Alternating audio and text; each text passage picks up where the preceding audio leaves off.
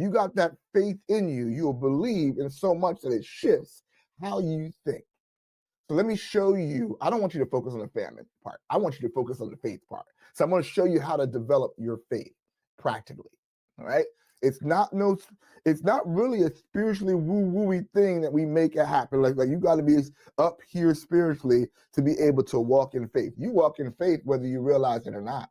Because it takes the same amount of faith to walk in your dysfunction as it does to walk in the proper way of your overcoming. Right? The same faith that it takes you to overcome is the same faith that you're walking in your dysfunction.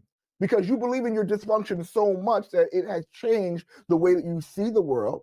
It changes the way that you interact with the world. But if you choose to shift your perspective in a different way, you'll find that it can work, that your faith can help you work to live in a better life. And again, I don't want you to see this as a spiritual woo-woo-y thing. I want to give you practical because I believe God designed us to be practical.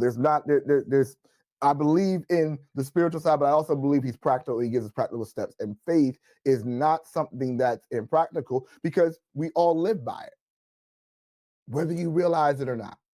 Whether you're believing to be healed from a sickness or you're believing to be stuck in a rut, it takes the same amount of faith to live both ways. So why can't you make faith work for you? So let me show you what faith requires.